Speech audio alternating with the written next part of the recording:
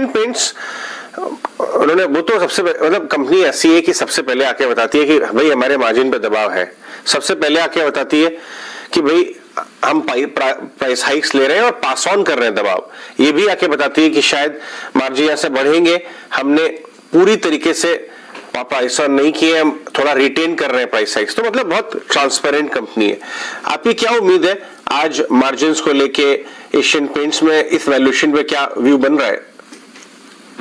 I think दो चीजें, एक आई थिंक जो मार्जिन पे प्रेशर है क्योंकि इन्वेंट्री जो इनके पास होगी वो हाई कॉस्ट इन्वेंट्री होगी।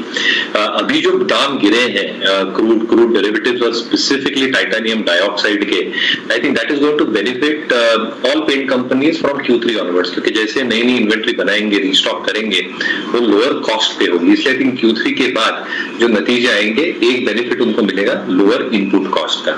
दूसरा ये समझ के चले कि आई थिंक जो प्राइस हाइक्स इन्होंने लिए हैं पिछले 2 से 3 तिमाहियों में, और शायद ये तिमाही में भी थोड़ा लिया ही होगा, आई थिंक वो रिवर्सल इतने फास्ट होते नहीं। इसलिए आई थिंक जो मार्जिन की स्टेबिलिटी हम एक्सपेक्ट कर सकते हैं Q3 में, आई थिंक वो बरकरार रह सकती है। तीसरा, the most important aspect, demand expectation हम मान के अगर चले भी कि India grows at anywhere between 6 and 7% paint companies normally 1.5 गुना इंडियन जीडीपी के ग्रो होती है। तो कहीं ना कहीं आई थिंक जो एक एवरेज वॉल्यूम ग्रोथ आनी चाहिए रीपेंटिंग के हिसाब से and fresh painting as well, तो 10 से 11% होनी चाहिए। Asian Paints has exceeded that. तो आई थिंक जो वॉल्यूम ग्रोथ का अनुमान है वो स्ट्रीट लगा के चल रही है कि 14 से 15% हो सकता है।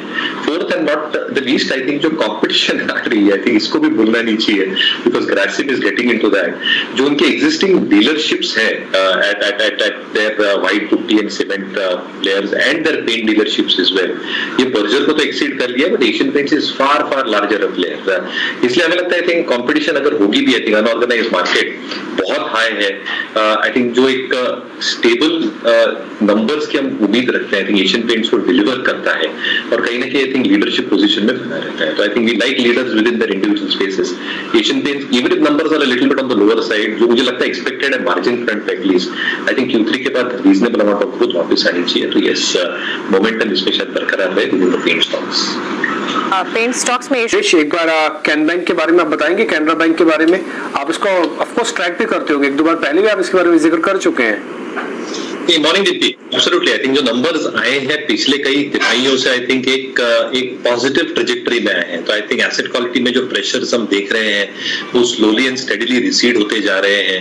प्रोविजन कवरेज अच्छा खासा बढ़ाया है। आई थिंक तो ये दो जो पहलू हैं, पीसीआर अच्छा खासा बढ़ाया है और I think asset quality pressures कम होते जा रहे हैं, अलॉन्ग विद नेट स्लिपेजेस और net restructured book. I think जो 4 पहलू होते हैं कोई भी बैंक के लिए, आई थिंक इसमें एक पॉजिटिव ट्रैक्शन दिख रहा है। दूसरा, I think in asset liability management system with rising rates, I think जो एक यील्ड कर्व होता है या निम्स हमें जिसे कहते हैं, that is approaching on a very positive trajectory. पिछले तिमाही में ऑब्वियसली आई थिंक जो नॉन इंटरेस्ट इनकम था, इसमें काफी बैंकों ने हिट लिया था, even Canara bank probably took a hit on that, but I think that should show science of stability, क्योंकि बॉन्ड यील्ड इतनी वॉलेटाइल नहीं रही है in these last few months. तो कहीं ना कहीं आई थिंक अच्छे नतीजों की आई थिंक हम उम्मीद किए बैठ सकते हैं। At the same time DP, मेरा ये कहना है कि आई थिंक इंडियन बैंक पे भी नजर रखें, क्योंकि जो प्रीवियस क्वार्टर के नतीजे आए थे, if they are able to surpass that, और जो एक्सपेक्टेशन है मान के चल रहे हैं, जीएनपीएस 7% के नीचे, नेट एनपीएस 2% के नीचे, निम्स 3.1% के आजू बाजू, रिस्ट्रक्चर्ड बुक 16,000 करोड़ है, जहां पे आई थिंक 8,000 करोड़ जो स्लिपेजेस में आया था, I think that can reverse is what the bank is probably saying. इसलिए आई थिंक एक शार्प रिवर्सल आ सकता है in terms of the reported numbers as well. तो I think Canara Bank, Indian Bank दोनों पे नजर रखें। और मेरे हिसाब से ये अप मूव, जैसा कि संतोष जी बता रहे हैं, जारी रहेगा। मयूरेश से एक बार जानते शॉप स्टॉप पर। मयूरेश, अगर आप अब देख पाए हैं, बताएं फंडामेंटल नजरिया क्या होगा, क्योंकि टेक्निकली यहाँ पर काफी पॉजिटिविटी है और फंडामेंटल्स भी वैसे तो सारे के सारे दुरुस्त नजर आ रहे हैं। नहीं, एब्सोल्युटली बस थोड़ी देख रहा था और नंबर्स काफी बेहतर लग रहे हैं। इनफैक्ट 2-3 चीजें जो मैनेजमेंट कर रही है, I am just recollecting this, तो I may be wrong on this part. I think जो FY23 में स्टोर विजिबिलिटी है वो शायद 10 स्टोर खोलने की कोशिश कर रहे थे। जो स्मॉलर स्टोर्स के डायनामिक्स है, if I remember the transcript that I was reading a few quarters back, couple of quarters back, वो बोल रहे थे कि जो स्मॉलर स्टोर्स की वायबिलिटी और रेवेन्यू प्रॉफिटेबिलिटी है इज फार लार्जर, और इसलिए आई थिंक जो नए स्टोर जो खोल रहे हैं ये स्मॉलर साइज फॉर्मेट्स में खोल रहे हैं। और तीसरा, आई थिंक जो प्राइवेट लेवल के कंट्रीब्यूशन है that is expected to increase.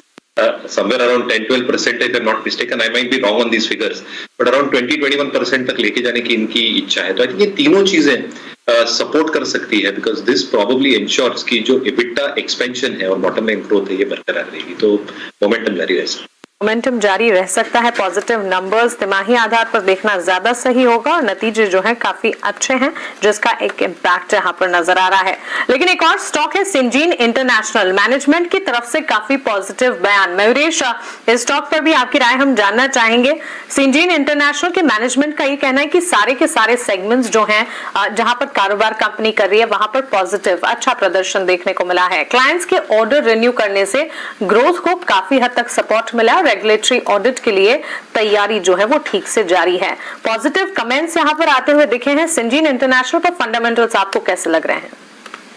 Comments काफी पॉजिटिव है, बट एक ही दिक्कत होती है मानसी की, आई थिंक जो कंसिस्टेंसी होती है रेवेन्यूज में ये शायद आती नहीं है. But I think there are two things which are happening very very positively for the company itself. I think इनको जो एक एचपीपी यानी जो एक बड़ा मल्टी ईयर डील मिली है 500 मिलियन की 10 साल के लिए, आई थिंक एक रेवेन्यू विजिबिलिटी देती है और कंसिस्टेंसी रहती है in terms of execution, which means revenue recognition as well.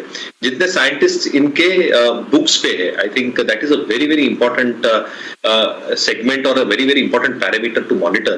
क्योंकि अगर आप साइंटिस्ट का रेशियो देखेंगे, I think this is one of the largest at least in the Indian ecosystem.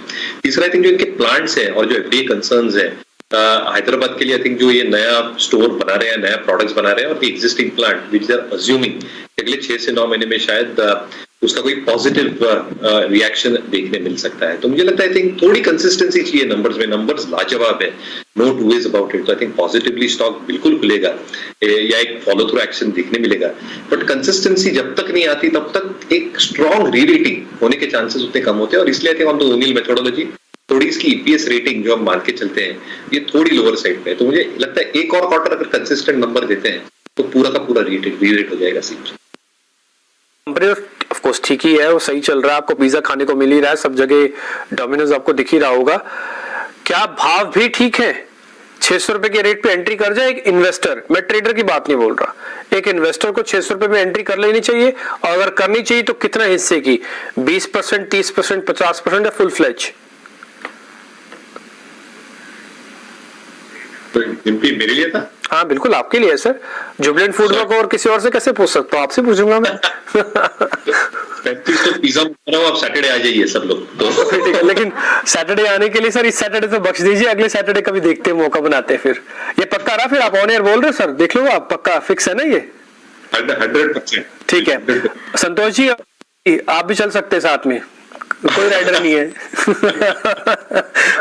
ठीक है मेरे जी, बताइए जुबिलेंट फूड वर्क. दो चीजें, आई थिंक तो वॉल्यूम ग्रोथ होता है, जो एसएसजी ग्रोथ हम कहते हैं, I think that should show a decent amount of increase. इन्होंने जो अपना प्रोडक्ट पोर्टफोलियो बढ़ाया है, गेटिंग इनटू चाइनीज, जो सिलेक्टिवली इंक्रीज कर रहे हैं, और जो मेन्यू इन्होंने बढ़ाया in terms of the pizza offerings itself. कल मेरी डॉटर बता रही थी कि आई थिंक एक बहुत मेगा ऑफर आया है जुबिलेंट का, तो आपके फ्रेंड्स को बुलाना है, मेरे फ्रेंड्स को बुलाना है. तो आई थिंक इसी से आई थिंक डिस्कशन हुआ था डीपी आपके लिए. बट कहीं ना कहीं I think volume growth should be reasonable enough. और जो एक वैल्यूएशंस का एक तड़का लगा था at that all time high level, I think वो थोड़े आई थिंक जस्टिफाइबल हो गया at this point of time. Last but not the least, I think जो तड़का होता है वीकेंड्स हो, इन हाउस डाइनिंग और टेक अवेज दोनों तगड़ी तरह से चालू हो गया. और स्पोर्ट एक्टिविटीज को लेकर हमने हमेशा देखा है लास्ट 2 तिमाहियों में या लास्ट 2 डिकेड्स में, I think volume growth increases substantially. तो अभी T20 वर्ल्ड कप स्टार्ट होगा और उसके बाद कतर का वर्ल्ड कप है, तो आप समझ सकते हैं ये फास्ट फूड वालों की कितनी वॉल्यूम ग्रोथ हो सकती है, purely looking at previous numbers.